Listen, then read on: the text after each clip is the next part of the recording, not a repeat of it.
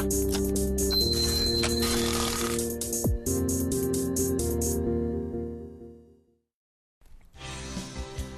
시청자 여러분 안녕하십니까. 출발 증시와의 뇌 김동석입니다. 주말 재밌게 잘 보내셨습니까? 12월 17일 월요일 순서를 시작하겠습니다. 자, 그동안 이제 여러 가지 상당히 우리 증시에도 상당히 영향을 미쳤던 대선 관련해서 이번 주면은 바로 내일 모레네요. 이제 최종적으로 결론이 나게 됩니다. 그동안 대선 관련해가지고 많은 주식 투자 쪽으로 이제 접근하셨던 우리 투자자분들, 저희 시청자분들도 많으실 텐데, 자, 그와 관련해서 어떻게 마무리는 잘 하고 계시는지 모르겠습니다. 자, 이제 굵직한 이슈가 하나 마무리되는 만큼 시간도 얼마 남지 않았고 여러분께서 최적의 선택을 잘 하셔가지고 좋은 마무리를 투자 관점에서도 하시기를 바라도록 하겠습니다. 자, 저희 출발 증시와이드 일부 순서 지상파 DMB 채널 U1과 KT 올레 IPTV, LG U 플러스 TV로도 함께 시청하실 수 있습니다. 많은 시청을 부탁드립니다. 자, 먼저 1부에서 준비한 주요 내용들 소개를 해드리겠습니다.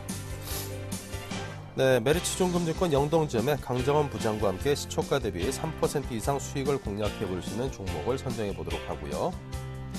네, 이번 주는 18대 대선을 앞두고 있습니다. 고수들은 과연 어떤 작전으로 어떤 종목을 매수하는지 이득 후의 작전 타임에서 분석해 보겠습니다. 여의도 리포트에서는요, 동양증권의 고윤기 대리와 함께 이번 주 증시의 가장 중요한 세 가지 변수와 주간 예상 밴드, 그리고 주목해야 될 유망 업종까지 제시해 드립니다. 업종 스캐닝에서는 주요 업종과 종목들의 흐름을 실시간으로 살피고요. 효과적인 대응 전략을 짜보겠습니다. 네, 강정원의 시초가 공략주부터 시작합니다. 안녕하십니까? 네, 안녕하세요. 네, 금요일에 추천하신 웰크론 한택 장중에 상당히 좋은 흐름 보이면서 시초가 대비 1.92%, 2% 가까이 상승 마감했는데요. 이번 주 어떻게 대응할까요? 네, 장중에 일단은 지금 웰크론 한택은 좀 좋은 모습이고요. 시초가 대비 장중 최고 3.2% 올랐습니다. 정정을 해야 될 것 같고요. 일단 결론적으로는 5,700원까지 제가 보유 전략을 제시해드렸는데. 역시 올해 실적 대비, 내년도 실적 대비 접근감 멘트가 있는 부분이고, 그 다음에 이 담수 설비, 또 오페수 해양 투지 금지의 수혜 종목이라는 말씀드린 바 있습니다. 적극적으로 보유 전략으로 제시하도록 하겠습니다. 네, 여전히 보유해보라, 이런 의견을 주셨습니다. 자, 오늘 종목은 어디일까요? 네, 오늘 시공하시는 진성 TC를 제시하도록 하겠습니다. 진성 TC는 이 건설 중장비를 받쳐주는 이 하부 주행체 중에서 상부 롤러와 하부 롤러, 이런 제품을 생산하는 그런 업체라고 보시면 되겠습니다. 롤러 제품은 주기적인 교체를 유하기 때문에 지속적인 애프터 시장 수요가 좀 따르고 있고요. 매출 비중 중에서 15% 이상을 차지하는 한국의 투산 인프라코와 미국 캐터필라, 일본의 히타치 등이 있다고 보시면 되겠습니다. 진성TC 실적은 3분기에 이어서 4분기도 시장 기대치를 좀 추적하지 못할 것으로 전망을 하고 있습니다. 4분기 실적은 3분기나 유사하거나 소폭 감소할 것으로 전망되고 있는데요. 역시 이제 아시다시피 전체적으로 경기 위축에 따른 건설 경기 악화 때문에 좀 파악되고 있고요. 전망업체의 MX는 확대되고 있는 것으로 좀 파악되고 있습니다만, 시장 축소로 실적 개선이 좀 어려운 상황입니다. 이런 부분들이 실적이 좀 올해까지는 안 좋겠다라고 좀 말씀을 드리겠고요. 투자 포인트는 네 가지를 둘 수 있는데요. 첫 번째는 역시 이제 장기 성장 능력 확보를 둘 수 있습니다. 세계 최대 중장비 업체인 캐터필러와 이 긴밀한 관계를 유지하면서 지금 장기 성장 능력을 좀 확보했습니다. 특히 2009년도에 체결한 이 장기 공급 계약에 더해서 지금 내년부터 2017년까지 약 5년간 3천억 원 규모의 롤러하고 이 아이들러 공급을 체결했습니다. 캐터필러가 지난달 완공한 텍사스 시공장 부품을 안정적으로 조달하기 위해서 2014년 내년도부터 이제 255개 물량은 본사에 수출하고 2014년부터는 현재 건설 중인 지성 TC 이 텍사스 공장에서 납품을 할 예정으로 있습니다. 지난해 연결 기준으로 31%인 이 캐터필러양 매출 비중이 2014년도에는 53%로 높아질 것으로 전망되고 있고요. 이 캐터필러는 이 대형 굴삭기 비중이 높아서 캐터필러양 부품의 영업이익률은 역시 이제 내년도에 10% 이상 개선될 것으로 전망되고 있는 상황입니다. 역시 일본 굴삭기 업체인 히타치에도 마찬가지입니다.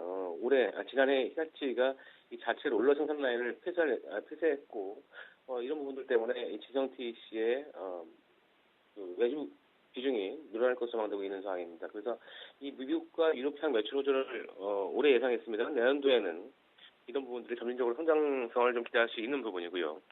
두 번째는 경기 회복 수혜를 둘 수 있는데요. 최근에 정권이 교체된 중국이 내수 경제 활성화에 집중할 것이라는 얘기가 나오고 있는 상황입니다.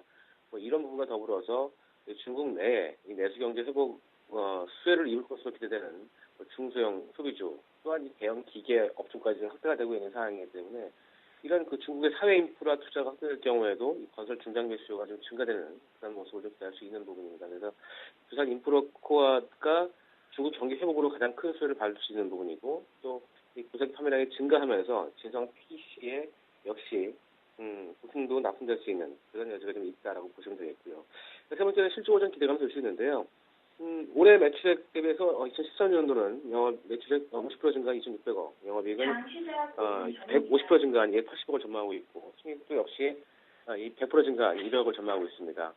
3년간 향후 EPS가 미국 신공장 가동과 이 중국에서의 매출 추차 다변화 뭐 이런 부분들 때문에 연평균 30% 이상 증가할 것으로 전망되고 있고요.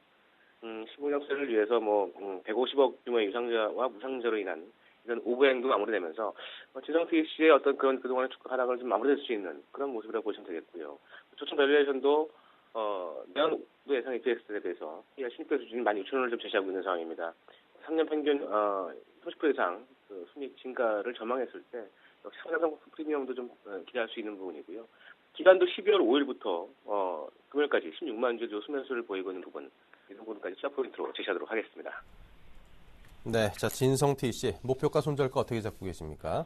네, 매수가 시초가고요. 목표가는 9,250원, 손절가는 8,000원 하에 손절을 대응하시기 바라겠습니다. 네, 자 지금까지 메리츠 종금증권 영동점의 강정원 부장과 함께 오늘의 추천 종목 들어봤습니다. 감사합니다. 네, 고맙습니다. 네, 자 오늘 일부 함께 하실 두 분은요. 우진투자 컨설팅의 이성규 팀장, 텐스탁의 김선윤 대표 두 분이십니다. 어서 오시고요. 네, 현재 동시효과 상황 우리 증시 좀 하락세로 동시효과 상황이 진행되고 있습니다. 코스닥은 그나마 소폭 올라 있는데요. 자, 양시장 동시효과 상황을 살펴보겠습니다. 먼저 거래소 쪽 이성규 팀장님. 네, 오늘 거래소 같은 경우는 0.21%대 약간 0.21% 하락으로 출발할 것으로 예상되고 있습니다. 일단 2,000선에 대한 매물 부담이 역시나 이어지고 있는 상황이고요. 특히나 그 주식형 펀드에서 환매 자금들이 나오고 있는데 그 투신권의 그 매물 압박이 역시나 이어지고 있는 그런 상황이다라고 이렇게 보시면 되겠습니다. 그리고 뭐 장 전에 한 50분 동시효과에서는 삼성전자가 무려 14%, 물론 예상치가 가지만 그만큼 하락폭이 클 수도 있다라는 그런 얘기들이 나오고 있는데요. 그 이유 중 하나가 뭐냐면 외국인 지분율이 지금 현재 굉장히 높은 폭으로 차지하고 있습니다. 거의 50%를 육박하고 있는 상황이라서 일단 그런 부분들이 좀 이렇게 매물 압박으로 나왔을 경우에는 지수의 전체적인 부담이 될 수 있다라는 점 말씀을 드릴 수 있겠고요. 지금 시총 상위주들 흐름들 한번 보도록 하게 되면 일단 삼성전자가 1.25%대 하락으로 출발할 것으로 예상되고 있고요. 현대차가 1%대 여시나 하락으로 출발할 것으로 예상되고 있으면서 지수 전체를 좀 누르고 있습니다. 하지만 그 밑으로 보게 되면 그 외 여타 종목들 같은 경우는 상승 혹은 보합권에서 좀 머무르고 있는 모습이라서 지수 자체는 좀 누를 수는 있겠지만 만약에 그런다고 했을 경우에 다른 종목들로 여타 종목들 시총 상위주들 중에서도 일부 종목들로 좀 자금들이 옮겨갈 수 있는 가능성이 있다는 걸 좀 보여주고 있습니다. 그러면서 지금 현재 보시게 되면 삼성생명 같은 경우가 0.5%대 상승세 그리고 신한지주 1.19%대 상승세를 보여주면서 금융주들의 오늘 강세 출발이 좀 예상이 되고 있는 측면이고요. 일단은 그 LG그룹주도 오늘 상황에서도 별로 이렇게 좋은 모습은 나오지 않습니다. 지금 보시게 되면 LG 디스플레이도 한 3.9%대 거의 4% 가까운 하락세를 보일 수 있을 것으로 좀 예상이 되고 있고요. 다만 경기 방어 어적 성격이라 볼 수 있는 KTNG가 2.3%대 역시나 상승세를 보여주면서 일단 보합권에서 여러 가지 종목들이 혼조세를 보이고 있다라고 이렇게 볼 수가 있겠습니다. 네, 자 계속해서 코스닥 출발 상황 김선윤 대표가 짚습니다. 네, 코스닥 같은 경우는 코스피보다 좀 양호한 0.13% 정도에서 지금 상승을 예상하고 있는데요. 서울반도체 같은 경우가 0.41% 하락을 보여주고 있고 셀트리온은 0.86% 정도 하락폭을 좀 보여주고 있습니다. 자, 그나마 코스닥 상위 종목 중에서 오늘 태운 같은 경우가 1.18% 정도 좀 상승해주고 있는 흐름인데 일단 전반적인 코스닥 시장 상황 자체가 그래도 조금 코스피 대비해서 많이 못 올랐기 때문에 좀 상승폭을 이어가고 있지 않나 좀 보시면 될 것 같고 또 하나 코스닥의 시가총액 자체가 2010년과 더불어 10년에 비해서 한 15% 이상 상승했음에도 불구하고 주가는 계속 500포인트 아래에서 좀 염들고 있다는 게 일단 500포인트 아래에서는 충분하게 매수 관점으로 좀 대응하시라고 좀 말씀을 좀 드리겠습니다. 자, 미국의 재정적인 문제 해결되는 이 시점부터는 코스닥 역시 시장 역시 코스피를 따라서 동반 상승할 가능성이 높기 때문에 일단 매수 관점으로 담으시고 코스닥 같은 경우에는 IT 관련 주들 중심으로 해서 좀 매수가 필요할 것으로 보여지고 있고요. 자, 오늘은 OCI 머티리얼즈가 또 0.16% 정도 좀 상승하는 폭을 보여주고 있지만 또 OCI 관련주 자, OCI가 다시 서서히 살아나고 있는 가운데서 OCI 머티리얼즈 역시 조금은 다시 살아나고 있다는 게 긍정적으로 보이긴 합니다. 자, 하지만 그 실적에 대한 압박감들이 아직 코스닥 IT주 중심을 제외하고서 나타나고 있기 때문에 코스닥에서는 IT주들을 제외하고서는 조금은 매수하시기에는 약간 좀 관심 종목으로 보신 이후에 좀 살펴보시고 나중에 대응하시길 말씀드리겠습니다.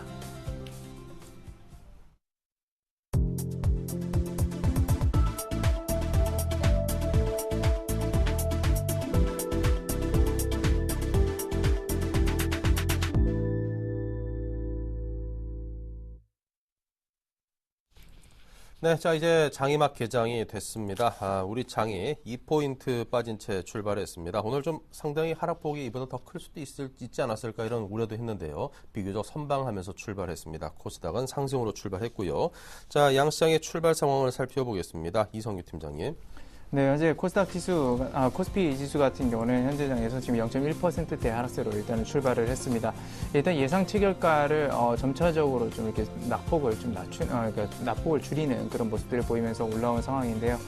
전반적으로 봤을 때는 일단 삼성전자가 0.7%대 거의 1%대에 가까운 하락세로 출발하려다가 지금 출발 시장에서는 일단은 0.8%대 뭐 그 정도로 출발했기 때문에 일단 그 낙폭을 좀 줄이지 않았나 그렇게 생각을 하고 있습니다. 일단 지난주에도 보게 되면 전반적으로 봤을 때는 외국인들의 수매세 기조는 이어지고 있지만 2000선 부근에서 이 기관들 특히나 그 투신권들의 펀드 환매 압박으로 인한 매물들이 출회되고 있는 것으로 추정되고 있는데요. 주식형 펀드에서 실제적으로 자금이 출회가 되고 있기 때문에 그런 부분들이 기관 투자자들의 그렇게 추가적인 매수세를 이루지 못하고 있다라고 이렇게 볼 수가 있겠습니다. 지금 현재 그 코스피 지수는 0.22%대로 일단 상승세로 전환을 한 모습이네요. 1999선이고요. 2000선을 0.7포인트 정도 지금 남겨둔 상황입니다.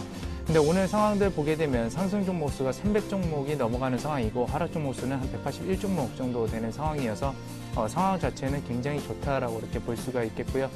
오늘 장에서 일단 대형주, 중형주, 소형주로 보게 되면 대형주보다는 중형주들의 약진이 좀 두드러지고 있습니다.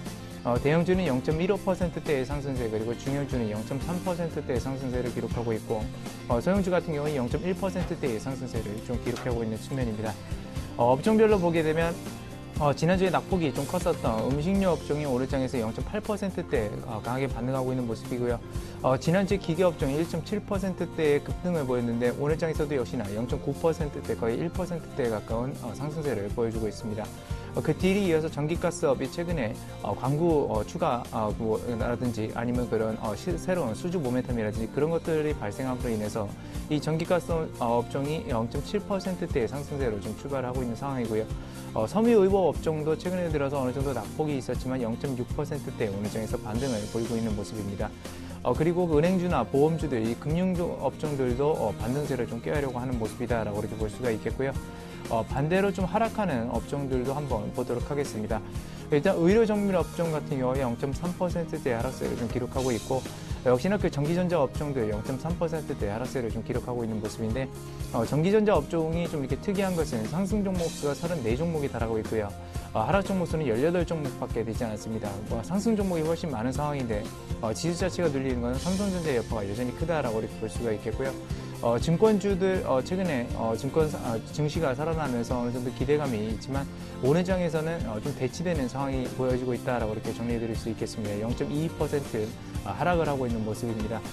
그리고 지난주 중국 증시가 급등하면서 같이 동반 상승했었던 화학이나 건설업종은 오늘 장에서 0.13%대, 0.18%대의 약보합권에서 머무르고 있다는 걸 정리해드릴 수 있겠고요. 지금 현재 그 투자별 매매 동향을 한번 잠깐 살펴보도록 하면 일단은 외국인들이 13거래일 만에 순매도 기조로 좀 돌아섰습니다. 109억 원의 순매도세 보이고 있고 기관 같은 경우는 175억 원의 순매수를 보이면서 일단은 기관과 외국인이 또 다른 양상들을 좀 보이고 있습니다. 그리고 그 투신권 같은 경우는 8억 원의 순매수세로 그렇게 강하지 않은 모습이고요. 연기금도 한 10억 원의 순매수세로 그렇게 강하지 않은 모습 보이면서 일단은 매물이 그렇게 크게 들어오지도 않는 상황인데 그렇기 때문에 이제 추가적으로 증시 상승 탄력이 굉장히 약해지고 있다라고 이렇게 정리를 해드릴 수가 있겠습니다. 네, 자 코스닥 출발 상황은 어떤지 또 이어서 보겠습니다. 네, 오늘 코스닥 출발 상황 굉장히 좀 양호합니다. 0.28% 지금 출발해주고 있는데 그래도 일단 약간 지금 외국인들과 기관들의 매도세가 지금 이어지고 있는 상황입니다. 지금 개인만이 지금 32억 원 이상을 매수를 하고 있고 외국인이 4억 원 매도, 기관이 지금 19억 원 매도가 지금 나오고 있는 상황이기 때문에 약간 좀 불안하긴 합니다. 하지만 그래도 후반 들어서는 조금 매수가 다시 들어올 수 있지 않을까라고 조심스럽게 좀 말씀을 좀 드릴 수가 있겠고요. 지금 현재 살펴보자면은 서울반도체 같은 경우가 0%대, 지금 보합권에 딱 머물러져 있는 흐름인데 최근 들어서 이 수급 상황이 그래도 양호하기 때문에 한번 추가적인 상승이 또 나올 수도 있다. 그리고 또 하나 LED 조명 시장에 대한 그 기대감이 내년부터 굉장히 좀 크게 작용할 것으로 보입니다. 일단은 올해 실적 자체가 그렇게 좀 긍정적이지는 않지만서도 내년부터 보이는 그 올해 LED 시장 상황이 12조 원에서 내년부터는 21조 이상의 큰 시장으로 좀 커지기 때문에 그 가능성을 본다면 좀 긍정적이지 않을까 보여지고 있습니다. 자, 셀트리온 같은 경우도 일단 뭐 수급 상황으로는 기관들의 매도와 외국인들의 매수가 지금 많이 싸워주고 있는데 최근에 셀트리온이 좀 많이 올라줬죠. 그 이후에 다시 한번 약간의 그 보합권 흐름을 지금 며칠째 지금 보여주고 있습니다. 하지만 조금 그 기관들의 수급이 조금만 도와준다면은 추가적인 추세 반등도 한 번 더 나올 수도 있지 않을까 이렇게 말씀을 드릴 수가 있겠습니다. 자, SK 브로드밴드가 지금 며칠째 좀 쉬어갑니다. 주가가 좀 많이 빠지긴 했는데 기관들이 물량을 너무 많이 던졌죠. 하지만 외국인들이 물량을 좀 받아주고 있긴 한데 기관들의 매도량 자체를 외국인들이 커버를 지금 못해주고 있는 상황입니다. 자, 하지만 기관들도 매도세를 줄이고 다시 매수세가 조금씩은 들어오고 있기 때문에 한 번 더 좀 반등이 나올 수도 있는 그런 자리라고 말씀을 좀 드릴 수가 있겠네요.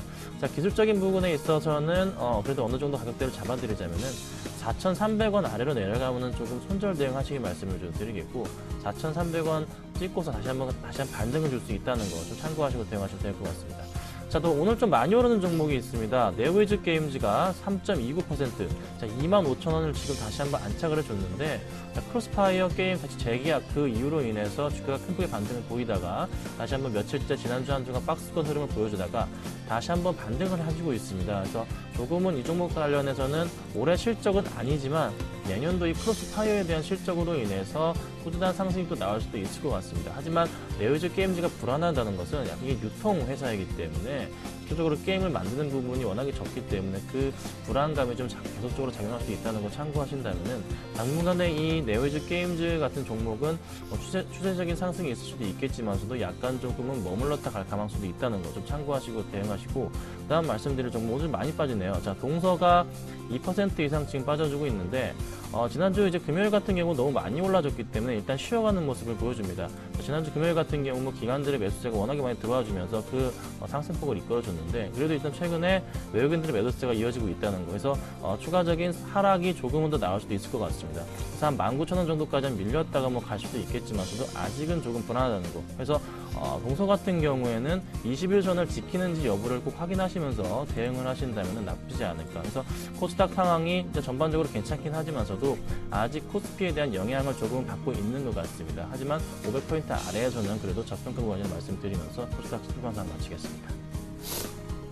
네, 자, 계속해서 한양증권 리서치센터의 전소영 연구원 연결하겠습니다. 안녕하십니까? 네, 안녕하세요. 네, 현재 외환시장 흐름이 어떻습니까? 네, 오늘 달러원 환율 전일 대비 60전 하락한 1,074원에 거래 재장한 이후에 현재는 1,072원과 1,073원 사이에서의 거래 이루어지고 있는 상황입니다. 미국의 재정 절벽 이슈가 지속이 되고 있습니다. 아무래도 연내에 해결이 좀 어렵다라는 이런 시장의 판단들이 나오면서 미국 증시는 부진한 모습을 보였습니다. 하지만 국제 외환 시장은 좀 보합세를 나타내는 모습이었고요. 유로화 같은 경우는 1.31달러를 상향 돌파하는 상대적으로 강한 흐름을 연출하고 있습니다. 일본 내에서의 큰 이슈가 있었습니다. 일본의 자민당의 승리로 일본의 내년에 양적 완화 기대감이 상당 부분 부각이 되는 모습이었고 달러엔 환율 같은 경우는 84엔을 상향 돌파하는 그런 약세 흐름을 연출하고 있습니다. 이에 따라서 우리나라 환율도 강세 흐름이 이어질 것으로 전망이 되고 있습니다. 특히 이제 N1 크로스 환율이 1,300원을 하향 돌파하면서 추가적인 약세 흐름이 추가적인 이제 N1 환율의 하락 흐름이 연결이 될 것으로 예상이 됨에 따라서 이에 따른 크로스 환율에 따른 우리나라 환율의 강세 흐름 이어질 것으로 예상이 되고 있습니다. 다만 이제 1,070원대에서의 이제 당국의 스무딩 오퍼레이션에 대한 이런 영향이 이어질 것으로 예상이 됨에 따라서 전반적으로 환율의 흐름 자체는 강세로 보되 단일 이제 단기 내에 오늘의 변동성이라던가 이런 단기적인 흐름은 계속해서 좀 무겁게 연출이 될 것이다라는 이런 전망들이 우세한 만큼 오늘 같은 경우도 1,070원대 초반의 흐름이 무겁게 이어질 것으로 예상이 됩니다. 네, 자, 채권 시장의 흐름과 전망은요? 네, 오늘 국채 선물은 전일 대비 2틱 상승한 105.93에 거래 출발하고 있습니다. 106이라는 빅피겨를 하회한 이후에 이런 것들이 다시 한번 저항선으로 연결이 되고 있는 듯한 그런 흐름이 이어지고 있습니다. 전반적으로 이제 분위기는 재정절벽이 연내 협상의 어려움에 따른 채권 시장의 우호적인 반응이 예상이 되고 있습니다만은 아무래도 이제 단기적으로는 내일 국채 선물 만기를 앞두고 좀 변동성이 확대될 가능성이 좀 있습니다. 이런 부분과 그리고 외국인의 국채 선물 매도가 이어지는지 여부가 상당한 관전 포인트가 될 것으로 예상이 되고 있습니다. 전반적으로 봤을 때는 글로벌리 장단기 스프레드 대비 우리나라의 스프레드가 좀 많이 좁혀진 만큼 특히 오늘 10년물 국채 입찰을 앞두고 입찰 결과에 따라서 스프레드가 확대될 가능성이 있기 때문에 특히 이제 중기물보다는 장기물에 대한 리스크 관리가 좀 필요한 구간이다라는 판단입니다. 네, 자, 지금까지 전소영 연구원과 함께 외환과 채권 시장 점검을 해봤습니다. 감사합니다. 네, 감사합니다. 네, 계속해서 한국벨로 20일 이득호 대표와 함께 오늘의 작전 타임 진행하겠습니다. 안녕하세요. 안녕하십니까. 네, 오늘장 어떤 전략을 세우셨는지요? 네, 일단 12월 내내 재정준비력 문제 해결을 위해서 그동안 협상을 벌여왔는데 기한이 2주밖에 남지 않았죠? 잘 아시다시피 감세 조치 연장이 되거나 새로운 법안이 제정되지 못하면 내년부터는 자동으로 세금이 인상이 되고 정부 지출 예산 삭감으로 이어지게 됩니다. 일부러 그 시간을 끄는 것은 아니겠지만 시간이 갈수록 초조해지는 것은 현재 주식을 보유하고 있는 사람들이겠죠. 만약에 이번 주마저도 재정절벽에 대해서 그냥 넘어가게 된다면 최근 만들어진 우호적인 분위기에 찬물을 끼얹는 모습이 될 수도 있습니다.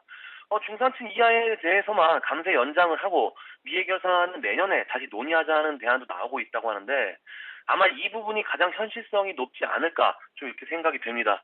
일단 차트를 보면서 기술적으로 좀 접근을 해본다면 지난주에 금요일에는 말씀드렸던 2010포인트 9월에 박스권 상단에 부딪혔다라고 좀 말씀을 드렸죠.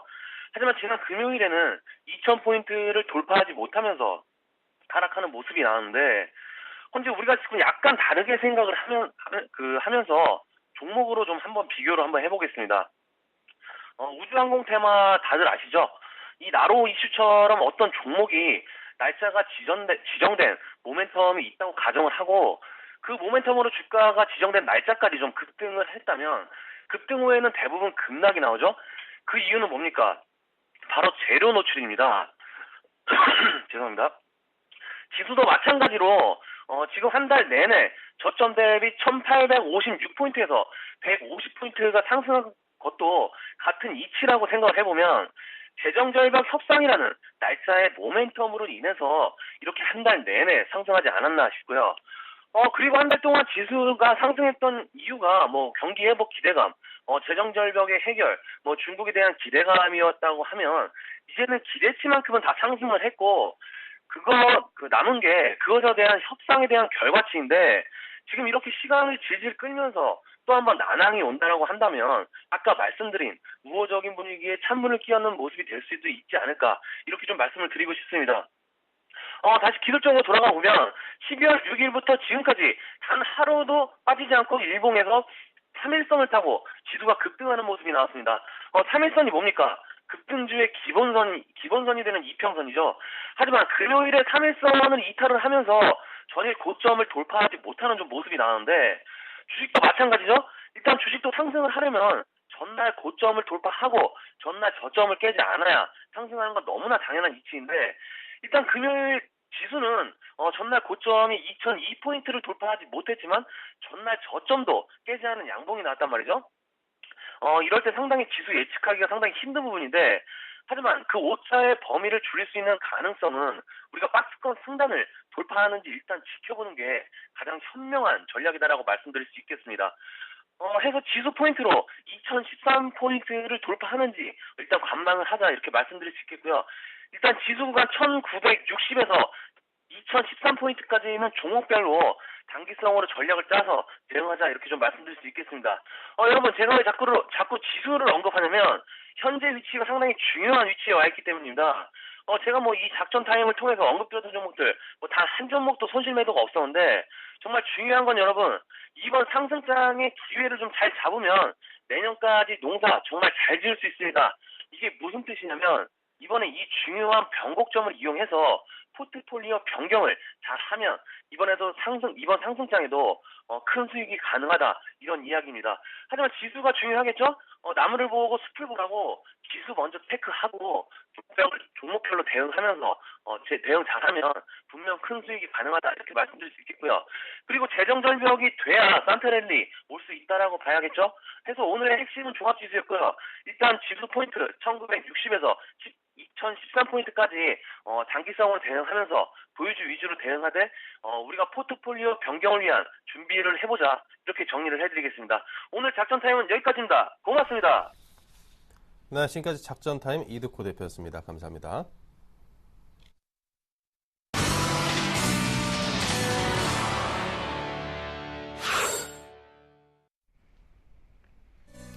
네, 안녕하세요. 여의도 리포트 김보람입니다. 이번 주에는 재정 절벽 이슈 그리고 대통령 선거 모두 두 변수가 클라이맥스에 도달하게 되는데요. 각 증권사에서는 이번 주를 어떻게 전망하고 전략은 어떻게 세우고 있는지 이 시각 증권사 리포트를 통해 확인해 보겠습니다. 먼저 대우증권 온돌장 증시는 계속된다고 보고 있습니다. 현대증권은 연말 긍정적, 제한적, 내부적 변수에 대한 소견을 밝힙니다. 토러스투자증권에서는 아주 특별한 악수를 기다리며라고 정리하면서 오늘 재정절벽 이슈를 점검해보고요. 이트레이드증권에서는 대통령 선거 두려워할 이유가 없다. 수요일 대선에 집중해봅니다. 동양증권은 증시 판단하는 세 가지 변수에 대해 살펴보는데요. 이 가운데 대우증권부터 확인해보겠습니다. 다시 2,000포인트 문이 열렸습니다. 하지만 이제부터 고민이라고 봤는데요. 지난해부터 글로벌 통화정책이 발표되거나 통화정책이 시행되던 시점이 시장의 고점이었기 때문입니다. 하지만 이번에는 과거의 패턴을 따르지 않을 것으로 예상합니다. 위에서 누르는 힘은 약해진 반면 아래에서 시장을 받치는 요인들의 힘은 상대적으로 강해졌기 때문인데요. 한국의 상대적인 높은 성장률, 재정 건전성, 외국인 아시아 통화 선호 등이 시장을 받치는 요인으로 작용하고 있는데요. 따라서 당분간은 조정을 받더라도 시장의 냉기가 돌 가능성은 높지 않아 긍정적인 시장 접근 전략을 유지할 것을 권합니다. 다음은 현대증권입니다. 코스피가 4주 연속 상승과 함께 2,000선으로 바짝 다가섰습니다. QE4, 외국인 매수 강화, 이후에 은행과 재정 분리 시도 등이 그 배경이 됐는데요. 이번 주에도 긍정적인 흐름이 이어질 것으로 보이지만 이를 저해하는 요인들도 있어 주의해야 합니다. 먼저 재정 절벽이 타협점을 찾지 못한 가운데 24일 연내 협상기한 마감이 임박해 있다는 점, 18대 대통령 선거에서 다소 진보적인 성향의 후보가 당선될 경우 단기 변동성 요인이 될 수 있다는 점, 일본 자민당 승리에 따른 엔화 약세, 배당락 이후 중소형주의 수급 변화 등인데요. 지수는 지그재그 패턴이 전개될 가능성이 높으며 대형주의 강세가 주춤할 때 중소형주 등이 대안이 될 것이라고 판단합니다. 이어서 토러스 투자증권입니다. 이번 주 초까지 재정절벽 합의가 없다면 연내 합의안 통과는 어려울 것으로 보입니다. 하지만 미국, 독일, 프랑스, 한국 등 주요국 증시는 랠리를 펼치며 변동성 지수는 금융위기 이후 최저 수준까지 내렸는데요. 선진국의 공격적이고 선제적인 통화정책이 주식시장의 공포를 제거했다고 보고 있습니다. 하지만 지수가 계속 상승한다면 펀드 환매 규모도 커지는데 그럼에도 지수가 오르기 위해서는 외국인의 더 적극적인 매수가 필요합니다. 하지만 원화 강세, 유로 캐리 매력도 둔화 등으로 외국인 매수세는 늦춰질 가능성이 높습니다. 주식시장 방향에 대해서는 2,000포인트 안착보다는 조정을 염두에 두고 종목별로 상승폭이 크지 않았거나 최근 조정을 받았던 종목들을 저가 매수하는 것이 바람직해 보입니다. 계속해서 이트레이드 증권입니다. 대선 이후 국내 주가는 상승 흐름을 보일 가능성이 높으며 2월까지의 인수위 활동 내용에 주목할 필요가 있습니다. 또한 단기적으로 경기 민감주의 긍정적인 변화가 기대되고 안정을 되찾은 국내 증시는 다시 글로벌 경기에 시선을 돌릴 것으로 보이는데요. 대선 이후 글로벌 증시와의 동조화로 국내 대선의 영향력은 점차 약화될 것이라고 보입니다. 다만 대선 이후 연말부터 연초까지 주가 상승률이 높게 나타날 수 있습니다. 대선 종료 이후 6개월간 헬스케어, IT, 기계, 음식료의 흐름이 양호할 것으로 판단합니다. 반면 금융, 건설, 유통은 약세를 보일 것이라고 전망합니다. 네, 마지막 동양증권 리포트 내용은 동양증권 골드센터 목동점의 고윤기 대리와 함께합니다. 안녕하세요. 네, 안녕하세요. 네, 마지막 지금 전화 연결 상태가 고르지는 못했는데요. 마지막 동양증권 리포트 내용은 동양증권 골드센터 목동점의 고윤기 대리와 함께하겠습니다. 전화 연결되는 동안에 먼저 이 시각 시장 흐름부터 간략하게 짚어보고 돌아오겠습니다. 현재 코스피 지수부터 확인해 보겠습니다. 상승으로 출발했지만 현재는 하락으로 전환한 상황인데 현재 코스피는 0.06% 상승하면서 다시 한번 상승 시도하고 있습니다. 1996포인트 가리키고 있고요. 현재 개인 쪽에서는 290억 원 정도 매도, 기관 쪽에서 320억 원 정도 매수하고 있고 외국인은 아직까지 관망하고 있는 것으로 보입니다. 다음은 코스닥 흐름입니다. 현재 코스닥 쪽에서는 0.1% 정도 오르면서 492포인트에서 거래되고 있는데요. 수급 내용도 확인해 보겠습니다. 네, 코스닥 쪽에서는 개인 쪽에서만 매수하고 있고 기관과 외국인 쪽에서는 매도하고 있는 것으로 나타나고 있습니다. 네, 마지막 동양증권 리포트 내용 연결해 보겠습니다. 골드센터 목동점의 고윤기 대리와 함께합니다. 안녕하세요. 네, 안녕하십니까. 네, 리포트 내용 전해주시죠. 네, 지난주 국내 증시는 미국의 양적 완화 정책 규모 확대 발표와 그리고 동시만기일 외국인 비차익 프로그램 매수 등으로 주중 코스피는 2,000포인트를 돌파하는 강한 상승세를 시현했습니다. 아시아 주변국들도 강세를 시현했는데요. 특히 중국 같은 경우에는 정부 정책 발표 기대와 경제지표 호전을 바탕으로 4.3% 이상 상승하는 모습을 보였습니다.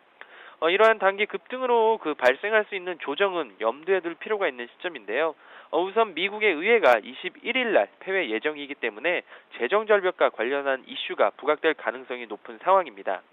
그리고 국내 증시가 주간 외국인 매도 강도도 0.11%로 지난 9월 10일과 14일에 이후에 가장 높은 수준을 기록하고 있기 때문에 외국인의 매수 강도가 단기적으로는 둔화될 가능성도 높습니다.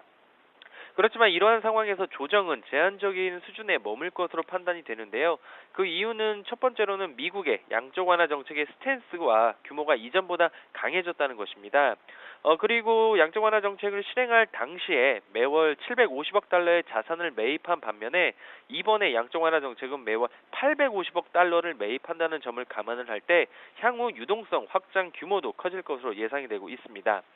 두 번째로는 중국 경기 사이클 저점 통과의 기대가 현실화될 가능성이 높다고 판단이 되는데요.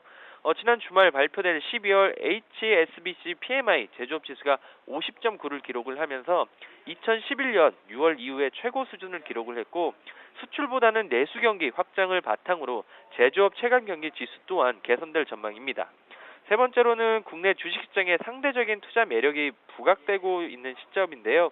국내 일드갭이 9.2%포인트로 최근 고점 부근까지 상승한 이후에 하락 전환한 시점인데 국내 증시의 전년 동기 대비 이익 중과율이 하락세가 마무리되고 있고 글로벌 대비 국내 증시의 위험 수준이 지난 9월 말을 고점으로 꾸준히 낮아지고 있다는 점을 감안을 한다면 PER의 어떤 재레이팅이 가능할 것으로 판단이 되고 있습니다.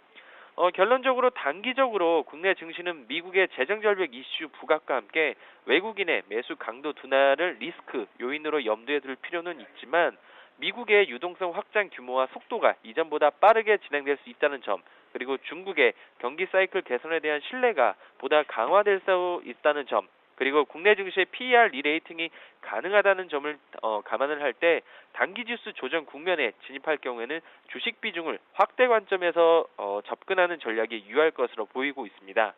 이번 주 코스피 밴드는 1960에서 2010포인트로 이렇게 보고 있고요. 유망한 옵션은 IT, 그리고 통신 서비스, 증권, 조선, 기계업종 등이 유망해 보이고 있습니다. 네, 말씀 잘 들었습니다. 도움 말씀 고맙습니다. 네, 감사합니다. 지금까지 여의도 리포트였습니다.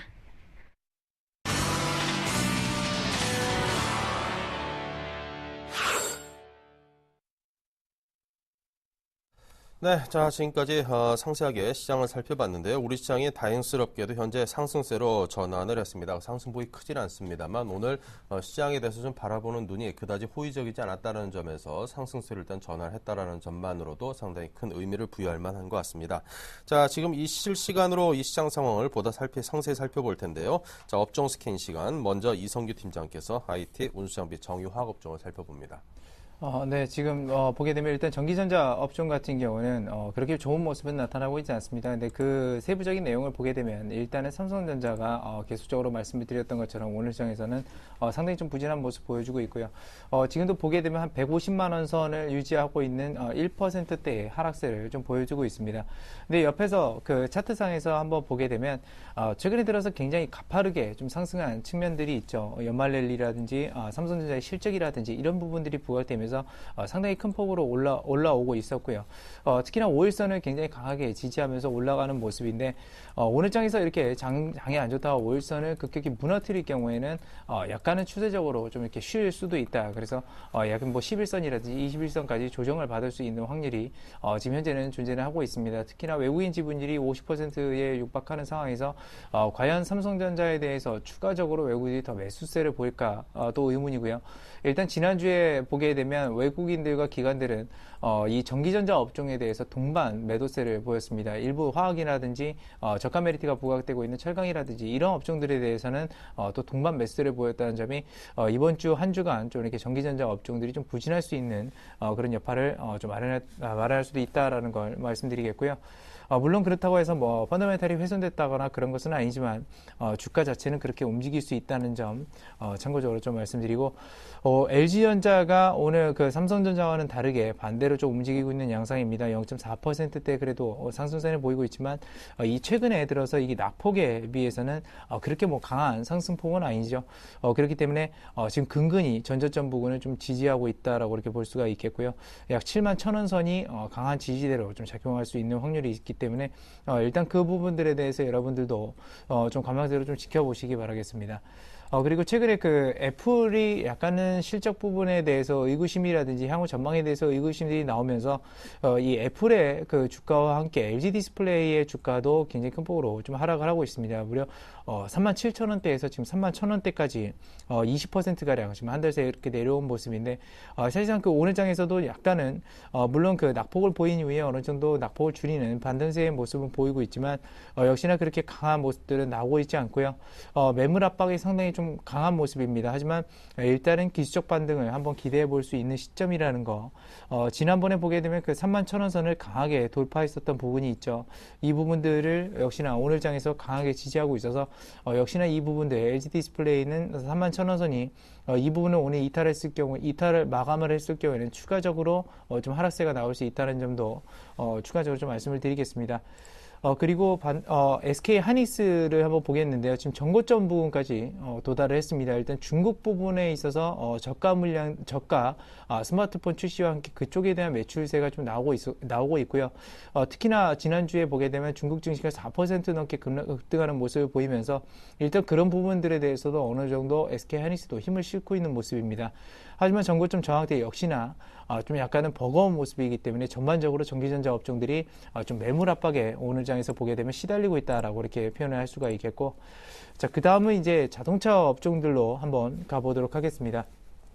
지금 현대차, 기아차가 유럽 시장에서 그런 얘기가 나왔죠. 유럽 시장에서 고급 승용차 부분이 한 10% 정도 점유율을 늘렸다라고 나오는데 반대로 실제적으로 보게 되면 미국이라든지 한국 시장이라든지 중국 시장에서는 점유율이 밀리고 있는 상태입니다. 그래서 그런 호재가 나왔는데 왜 주가가 오늘 상승 탄력이 안 나올까라고 의문을 가지시는 분들은 다른 국가에 있는 그 시장 점유율도 동시에 한번 확인해 보시기 바라겠고요. 그러면서 좀 역시나 기아차도 0.6%대에 좀 하락세를 보이고 있습니다. 다만 부품주들 여전히 좀 차별화되는 모습 보이고 있고요. 어떤 부품주들은 상승하는 모습이 나오고 있고 또 어떤 부품주들은 하락하는 모습을 보이고 있습니다. 당연히 뭐 섹터별이나 아니면 그 부품 납품 부분에 있어서 약간은 좀 차별화된다는 점, 그리고 주가 자체도 이 부품주들이 물론 메리트가 전반적으로 있는 것은 사실이지만 세세하게 뜯어놓고 보면 어떤 종목은 상당히 좀 고평가돼 있는 종목들도 있고요. 그렇지 않은 종목들도 있습니다. 그래서 지금 뭐 완성차 업자들에 대해서는 부정적인 시각을 여전히 갖고 있습니다만 이 부품주들에 대해서는 여전히 긍정적인 시각을 가지고 있다는 점 참고하시면서 일단 매출처가 다변화되어 있는 그런 자동차 부품주를 선별하시는 게 좋습니다. 말 그대로 다른 경쟁, 그러니까 현대차나 기아차의 경쟁 업체들이 말 그대로 선별했을 때 거기다 납품하는 업체들은 오히려 수익성이 개선될 수 있기 때문이죠. 그래서 그런 점들을 착안하시면서 매출처가 다변화되어 있는 그런 부품주들로 자동차 관련 섹터들은 접근하시는 게 역시나 수익률에 있어서는 상당히 좋을 것으로 좀 판단이 되고 있습니다. 그 다음에 이제 같은 운수장비 업종인데요. 오늘 운수장비 중에서 이 조선중공업 업종들 흐름 굉장히 좋습니다. 전반적으로 좀 좋은 상황인데요. 현대중공업이 0.8%대의 상승세를 보여주고 있고, 최근에 들어서 보시게 되면 현대중공업 저점 한 20만원 선 다진 이후에 굉장히 높은 폭으로 23만원 선까지 단기간에 좀 급등을 한 모습입니다. 물론 그 유럽에 대한 어떤 위기 해결과 그런 것들도 있지만 최근에 보게 되면 굉장히 안 좋은 소식들 많이 나오고 있는데 주가는 상승하고 있습니다. 그 이유 중에 하나는 뭐냐면 워낙에 저가 메리트에 좀 부각이 돼 있고요. 많은 조선중공업 업체들이 우리나라뿐만 아니라 해외 조선중공업 업체들이 도산이 계속해서 이루어지고 있습니다. 상대적으로 우리나라 조선중공업 업체들은 그런 거에 비해서 재무 구조가 탄탄한 여건이기 때문에 자금이 일시적으로 좀 몰리지 않나 그렇게 생각하고 있고요. 뭐 삼성중공업도 마찬가지고 대우조선해양도 다 마찬가지입니다. 전반적으로는 이렇게 상승세를 계속 그리고 있지만 역시나 그 수주가 이렇게 들어오면서 올라가는 부분이 아니고 역시나 많은 경제업체들이 줄기 때문에 일단 그런 기대감으로 올라온다는 점. 그래서 혹시나 단기적으로 보시는 분들 같은 경우는 어느 정도 단기적 그 상승에 대한 저항 구간의 피로도가 좀 이렇게 누적되고 있는 측면이라서 단기적 차익 실현 전략 좀 제시해 드리겠고요. 만약에 중장기적 관점이라고 이렇게 보신다고 한다면 일단은 내년 시황은 그래도 올해보다 나을 것으로 판단되고 있습니다. 물론 수주 물량들이 벌써 나온 것은 아니지만 올해 업황 자체가 워낙에 안 좋았었기 때문에 사실상 그런 부분에 있어서 내년에 기대감이 있다라는 것이고요. 역시나 그 저가 메리트 부분 계속해서 발생하고 있기 때문에 이 조선중공업 업체들에 대해서는 지금부터는 좀 그래도 관심을 가져도 좋은 시기다. 너무 그러니까 그동안 안 좋은 얘기만 나왔었기 때문에 사실상 반전이 이루어질 수 있다는 점을 참고적으로 좀 말씀을 드리도록 하겠습니다. 그리고 정유화학주들 한번 보도록 하겠는데요. 그동안 이 정유주들 상승세 굉장히 두터웠습니다. 그러면서 상승세가 좀 이렇게 일어났었는데 오른장에서는 좀 부진한 모습들 많이 나오고 있습니다. SK이노베이션이 1%대 넘는 하락세를 보이고 있고요. 그나마 이제 GS 같은 경우는 뭐 0.2%대 자회사들의 실적이 굉장히 좋은 측면이 있죠. 그리고 SOL 같은 경우도 역시나 상승세를 좀 유지하고 있다는 점. 물론 모든 입장에서는 보합권입니다만 그렇게 무리하는 경우는 아니고요. 그 뒤를 이어서 보게 되면 그동안 좀 상승세가 좋았었던 정유화학주들 중에서도 이 화학주들은 상당히 좀 부진한 모습들을 나타내면서 좀 차별화 양상들 나오고 있다는 점 선별하셔서 그런 부분들 포인트로 잡아서 이 정유화학주들도 지금부터는 공략해도 좋은 시점이다라고 이렇게 말씀드리겠습니다. 네, 자 계속해서 김성윤 대표께서 철강기계, 금융건설 보겠습니다. 네, 오늘 뭐 지수 대비해서 철강 업종들 굉장히 지금 이쁘게 최근으로 상승해주고 있는데, 자 포스코 같은 경우도 1.29% 상승해주고 있는 모습이고, 현대제철도 0.3% 이상. 대부분의 철강 업종들이 빨간불이 지금 들어와 있다는 게 굉장히 긍정적입니다. 자, 하지만 조금 이제 불안한 점이 있습니다. 철강 업종들이 이렇게 지금 상승을 꾸준하게 지금 거의 한 달 가까이 해주고 있는데.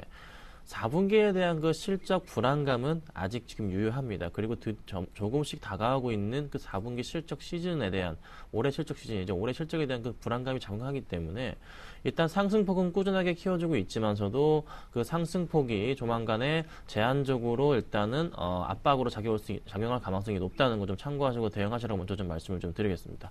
자, 포스코 1.43% 정도 상승을 해주고 있는데 당연히 철강업종은 이 중국에 대한 그 기대감이 굉장히 크게 작용하고 있습니다. 자, 포스코 같은 경우가 현재 35만 5천원까지 올라가는 상황인데, 자, 11월 중순에 보여줬던 30만 원까지의 부분에서 15% 이상 상승해주면서 주가가 지금 계속적으로 상승해줍니다.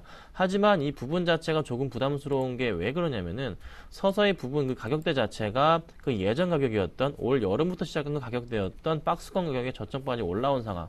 그렇다면 지금 시점부터는 조금씩 그 매물벽에 대한 부분이 작용할 가능성이 높다는 거죠. 그래서 이 부분 자체에서 가격대 자체가 아직까지 싸긴 하지만서도 매물 압박이 서서히 작용할 가능성이 높습니다. 그래서 포스코 같은 경우는 36만 원 정도가 만약에 도달했을 경우에는 조금씩 그래도 매도 관점에서 일단은 대응을 하시고 4분기에 대한 실적 부담금 때문이죠. 그 이후에 조정을 받은 이후에 상승해 갈 수 있다는 거. 그 점 참고하시면 될 것 같고요.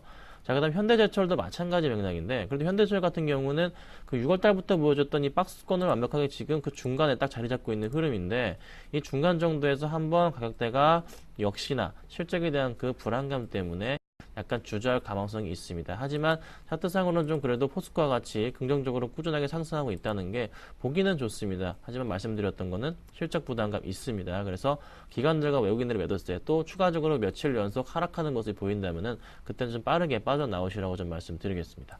자, 그 다음 영품 같은 경우가 그래도 100만 원 위에 안착해주면서 다시 한번 주가 흐름이 상승 탄력을 한번 이어가지 않을까 보여지고 있는데, 지속적으로 영품 같은 경우는 그래도 저가 매력 6월달부터 시작해서 바닥권이 조금씩 다시 올라간 상황, 그리고 10월달에 보여줬던 그 과대 낙폭했던 구간을 조금씩 회복해주면서 다시 한번 주가가 좀 반등해주는 그런 흐름을 보여줍니다.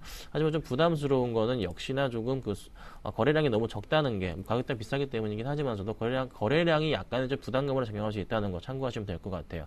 자, 마지막으로 좀 많이 관심을 가지셨던 종목 세아베스트를 좀 말씀드려야 될 것 같습니다. 자, 세아베스트리 아직 차트가 양호합니다. 그렇지만 지난주부터 계속 박스권을 유지하고 있는데, 이 단기 박스권 이후에 돌파 시점이 곧 다가올 것으로 좀 보고 있습니다. 자, 실적이 좀 양호하기 때문인데 수급상으로도 아직 크게 문제되는 부분은 아니고, 외국인들이 지난주 한 주간 좀 매도가 나긴 했지만서도 다시 한번 매수가 좀 들어오는 게 오늘도 확인되고 있고, 기관들이 매도가 약간 나긴 했지만서도 아직 확실하게 버리진 않았기 때문에 수급적으로도 아직은 문제가 되지 않는 상황. 하지만 추가적인 매도세가 나와준다면 떨어질 수도 있겠지만 아직은 상승 쪽에 조금 무게를 두시고서 대응하시면 어떨지 않을까 보여집니다. 자, 다음은 좀 기계 쪽으로 가볼게요. 자, 두산중공업 오늘 정말 잘 달려줍니다. 두산중공업 오늘 2%, 2.7%까지 상승해주면서 거의 3% 가까이 지금 급등하는 모습을 보여주고 있는데, 자, 중국에 대한 기대감이죠. 자, 중국 쪽에서 새로운 인프라 구성과 더불어서 약간의 좀 농업을 좀 살리자는 그런 분위기에서 기계 장비 확대를 조금 얘기하고 나섰습니다. 자, 지난 주말에 있었던 공작회의가 끝나게 되면서 이 부분에 있어서 기계주 관련해서는 가장 큰 수혜가 좀 될 수 있기 때문인데, 최근 두산중공업 같은 경우가 저평가된 기계주나 실적주를 찾기 위한 그런 과정에서 가장 또 주목받는 그런 종목이었기 때문에 또 상승이 좀 최근 꾸준하게 12월 들어서 이끌어졌던 것 같고, 아직 가격대를 봐서도 너무나도 저점입니다. 자, 주봉으로 봐서도 이 두산중공업 같은 경우는 2008년도에 보여줬던 그 가격대까지 거의 내려온 상황에서 다시 한번 반등을 주고 있기 때문에 좀 더 매력적인 구간 중에 하나이고, 두산중공업은 이렇게 빠진 이후에 반등을 줄 때는 꼭 10% 이상씩의 상승폭을 좀 보여주고 있거든요. 그렇다면은 현 가격대 구간에서도 아직 매력적이라는 거.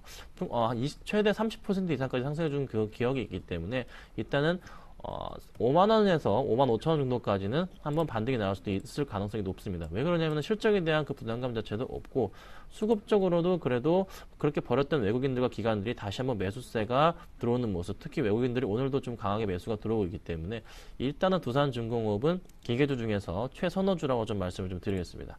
자, 두산인프라코도 마찬가지인데요. 두산인프라코나 두산엔진 같은 경우도 두산중공업과 같은 맥락으로 보시고서 좀 대응을 하시면 될 것 같고, 최근에 많이 올랐던 현대 엘리베이터 같은 경우가 주가가 다시 한번 좀 많이 좀 등락폭을 거듭하고 있는데, 일단은 그 M&A 관련해서 그 지분 싸움이 좀 끝난 이후에 좀 대응하셔야 될 필요가 있을 것 같아요. 아직은 조금 불안합니다. 이 종목 좀 지금 들어가시기에는 살짝 좀 부담되는 게 사실이기 때문에 나중에 일단 좀 안정된 이후에 들어가시라고 좀 말씀드리겠습니다. 자, 다음은 이제 건설 쪽 종목으로 가보겠습니다. 자, 건설주가 오늘은 그렇게 재미가 없습니다. 이제 한 종목만 좀 말씀을 좀 드릴게요. 아직 건설주가 살아나는 건 아직 아니기 때문에.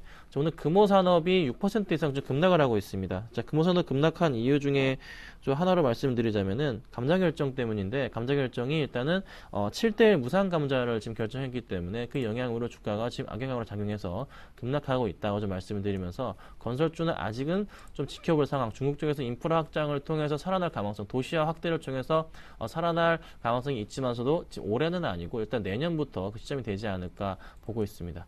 자, 다음은 말씀드릴 종목은 건설주 이 정도로 말씀을 드리겠고요. 전반적으로 시장 상황이 그렇게 많은 좋지 않기 때문에 조금 좀 천천히 대응하시면 말씀드리겠고, 마지막으로 은행주는 그냥 QE4에 대한 기대감이 더불어서 코스피가 2,000포인트 내외에 있는데 일단은 상황이 긍정적이기 때문에 조금 더 은행주와 뭐 증권주 같은 경우에는 조금씩 상승이 나올 수도 있다는 거. 하지만 가파른 상승은 재정절벽 이후에나 가능하다는 거 참고하시고 대응하시라고 말씀드리겠습니다. 네, 자 이어서 통신유통, 음식료 업종 흐름입니다. 네, 오늘 통신주들 전반적으로 좀 부진한 모습들 보이고 있습니다. 일단은 첫 번째 이슈 같은 경우는 최근 들어서 그런 얘기들도 나오고 있죠. 내년 들어서 이 통신 업종들에 대해서 영업정지 처분이 나올 것이다라는 그런 얘기들이 있는데요.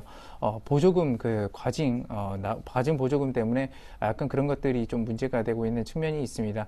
뭐 그뿐만이 아니죠. 최근에 들어서 굉장히 이 통신주들 굉장히 좀 좋은 측면, 주가에서 좋은 측면들을 보였었고, 그리고 오버슈팅 자체도 좀 나왔었습니다. 이제 그런 점들이 어느 정도 박스권 상태에서 유지를 하다가 돌파한 이후에 계속해서 주춤하고 있는 모습인데요. 그런 우려들이 나왔을 때는 일단은 여기서 상승세는 어느 정도 꺾일 수가 있다라는 걸 좀 말씀드리겠습니다. 지금 보게 되면 일단은 그동안의 그 5일선 자체를 굉장히 또 이 업종들이 잘 타고 이렇게 올라갔고요. 특히나 그 뭐 21선이라든지 그런 부분들에 대해서 그렇게 크게 이탈 자체도 없었습니다. 근데 최근에 들어서는 그런 부분들이 굉장히 좀 많은 저항대로 이렇게 작용하고 있다라는 것을 보실 수가 있고요. 일단 그래서 단기적 상승에 대한 그 배당이라는 것들에 대한 기대감들은 많이 사라졌기 때문에 역시나 이 상태에서 추가적 상승보다는 역시나 박스권 정도 아니면 추가적 조정이 좀 이루어질 것으로 예상되고 있어서 추가적으로 여기 통신주들에 대해서 매수를 한다는 것은 약간은 좀 이렇게 무리할 수도 있다라고 이렇게 말씀드리고요. 앞서서 말씀드렸던 그 보조금 광의 지급에 대해서 이슈가 계속해서 논란이 될 시에는 역시나 그런 우려감들이 적극적인 투자자 매수들을 이끌지 못할 것이다라고 이렇게 말씀을 드릴 수가 있겠습니다. 자, 그 뒤를 이어서 유통주들 한번 보도록 하겠는데요. 최근에 들어서 좀 이슈들이 있었던 기업들을 보게 되면 일단 대표적으로 그 이마트가 있습니다. 이마트가 최근에 어느 정도 바닥권을 다지다가 굉장히 큰 폭으로 좀 상승을 하는 모습이었는데 일단 대형마트 규제에 대한 부분들이 얘기가 많이 나오고 있죠. 근데 그 부분에 대해서도 오히려 피해가 더 큰 상황이 이렇게 발생을 하고 있습니다. 그 안에 일하고 있는 뭐 직원들이라든지 아니면 거의 납품하는 중소기업들, 그리고 덩달아서 그 주변에, 그러니까 대형마트 주변의 상권들까지 어려움을 겪게 되면서 실제로 그 시위를 하고 있는 측면이죠. 그런 부분들이 이 대형마트 규제에 대해서 오히려 피해가 크다라는 그런 인식들이 작용을 하게 되면서 계속적으로 좀 어디가 바닥인지 모르고 떨어지다가 최근에 들어서는 그런 힘에 힘입어서 상승세로 좀 전환을 할 수 있다라고도 이렇게 판단을 할 수가 있겠습니다. 이마트 보시게 되면 그 이전부터 계속해서 떨어진 폭들이 있는데요. 사실상 그렇다고 해서 추세적 전환을 여기서 바로 한다라고 아직까지는 그렇게 쉽게 판단을 할 수 없는 상황이지만, 일단 그런 부분들이 가셔야됐을 때는 추가적 낙폭은 나오지 않을 가능성이 있다는 점 추가적으로 말씀을 드리도록 하겠습니다. 역시나 그리고 최근에 그런 부분에 있어서 상승세가 좋았던 GS 리테일은 단기적 급등에 의해서 저항대를 맞고 어느 장에서 좀 하락하는 모습이고요. 그 뒤이어서 음식료주들 보겠는데요. 음식료 관련주들이 최근에 좀 주춤한 모습들 보였었습니다. 그리고 큰 폭의 역시나 하락세도 이렇게 나오는 모습들을 여러분들이 볼 수가 있는데, 사실상 원달러 환율이 계속적으로 강세를 이루게 되면서 최근에 들어서는 다시 한번 좀 힘을 실어주고 있는 모습입니다. 그래서 내년에 대선이 끝난 이후에 이 음식료들 가격이 올라갈 수 있기 때문에 그런 부분들이 역시나 오늘장 기대로 작용하면서 상승 출발하고 있다라는 거, 그리고 역시나 가격 인상되면 내년이 더 실적이 좋다라는 걸 추가적으로 말씀드리면서 음식료 업종들에 대해서 관심을 한번 가져보시기 바라겠습니다. 네, 자 끝으로 테마주름 김성윤 대표가 정리해드립니다. 네, 오늘 상승 종목은 뭐 테마주 마땅히 말씀드릴 건 없는데 몇 가지 좀 짚어보자면은 남북 경업주가 좀 오늘 상승폭이 좀 두드러지고 있습니다. 이화전기 같은 경우가 6.52% 상승해주고 있고, 광명전기 3%, 재롱전기 3% 이상 기타 올라주고 있는데, 일단 이렇습니다. 남북 경협주 같은 경우는 지금 현 상황에서 대선이 누가 됐던 간에 그런 손해를 보지 않는 종목입니다. 만약에 여당과 야당 누가 됐던 간에 일단은 여당이 되더라도 그 제한폭은 더 이상 하락폭은 안 나올 테고, 또 야당이 되더라도 한번 상승폭이 나와지는 그런 종목들이기 때문에 일단 긍정적인 시각으로 작용해서 남북 경협주가 좀 재밌는 모습을 보여주는 그런 것 같고, 흐름상으로도 추가적인 또 상승이 나올 수도 있겠구나 좀 말씀을 좀 드리겠고요. 다음은 좀 이게 대선 테마주 관련인데, 지금 대선 테마주 모두가 지금 완전 철퇴를 맞고 있는 상황입니다. 지금 굉장히 지금 거의 한 달 가까이 빠지고 있는 흐름인데요. 박근혜 관련주들 역시나 큰 폭의 하락을 보여주고 있고, 특히 안철수 관련주들은 뭐 안랩 같은 경우가 36,000원까지 그 전 상승폭을 이끌었던 그 전 단계까지 내려가 있는 상황입니다. 오늘 문재인 관련주들에서 우리들 형제들은 거의 하한가까지 내려가 있는 상황인데, 증시 전반에 걸쳐서 일단 대선 관련주들은 이미 끝난 상황. 지금 만약에 좀 관심이 있어서 들어가실 생각이시라면 제발 좀 멈추시라고 말씀을 좀 드리겠고, 앞으로의 그 테마 관련해서는 실적주 중심으로 한 테마가 이 대선이 끝나고 이루어질 가능성이 높습니다. 그래서 그와 관련주들로 해서 특히 IT주 관련주들이겠죠. 그와 관련주들로 해서 조금 관심을 가지시는 게 어떨지 않을까 말씀드리겠습니다. 네, 자 계속해서 KIC 투자자문의 김성원 이사를 전화 연결합니다. 안녕하세요. 네, 안녕하십니까? 네, 현재 시장 상황에 대한 시각부터 들려주십시오. 네, 미 증시는 경제지표 호조에도 재정절벽 부담감에 약세 마감했고, 현재 코스피는 보합세를 나타내고 있습니다. 올해 자본시장은 주식, 채권, M&A 시장 모두 글로벌 금융위기 이후 취약 상황입니다. 기업 공개는 작년에 3분의 1 수준이고 유상증자 건수도 절반 수준입니다. 웅진 사태 후에 회사채 발행은 점차 힘들어지고 있습니다. 코스피 지수가 연말 어디까지 갈 것인가 질문해 본다면 일단 종가상 올 최고점이 2057포인트를 넘기는 힘들 것으로 보입니다. 12월은 2000선 위아래에서 공방이 진행되는 한 달이 되지 않을까 이렇게 생각됩니다. 적극적인 매수보다는 관망하면서 기회를 엿보는 전략을 추천합니다. 네, 자 오늘 소개하실 회사는 어딜까요? 네, 정밀기계와 전자기기 제조 판매 회사 삼성테크윈입니다. 항공기 가스터빈 엔진, 자주포, 칩 마운터 등이 주력 제품이며 엔진사업부, 특수사업부, 전공사업부로 구분되어 있습니다. 엔진사업은 항공기 엔진 및 부품, 터보 압축기 등을 생산하고 주 고객은 미국의 프리벤 피트니, GE, 국방부 등입니다. 특수사업은 군 신형 자주포와 장갑차, 탄약 운반차 등을 생산하고 있습니다.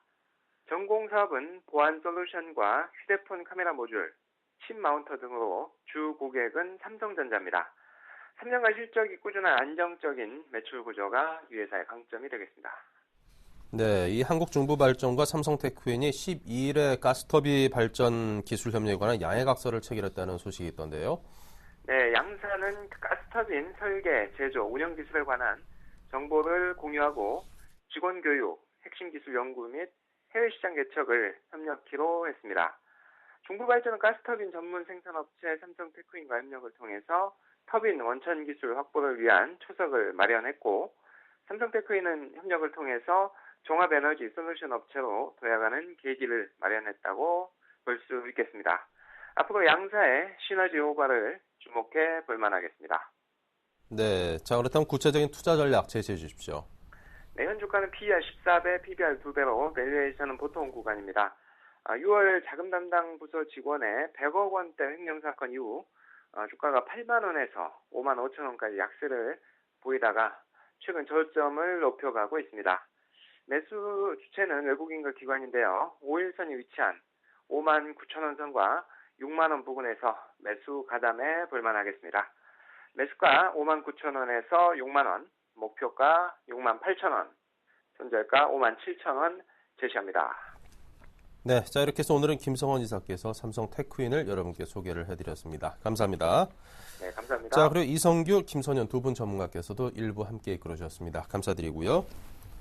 네, 잠시 후 2부에서 또 다른 소식 가지고 여러분 찾아뵙겠습니다. 잠시 후 뵙겠습니다.